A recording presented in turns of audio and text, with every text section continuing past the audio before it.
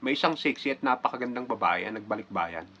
Isang gabi, dumalo ng salo-salo itong napakagandang babae na ito. Dahil siya ay nag-iisa lamang, agad siyang napansin ng mga kalalakihan dito. Isa na dyan si Kadjo na agad na nabighani sa kanyang kagandahan. Sa paglalakad-lakad ng babae doon sa salo-salo, sinusundan-sundan siya ni Kadjo para kausapin. Napansin naman siya ng babae, kaya agad siyang kinumpronta ngayon.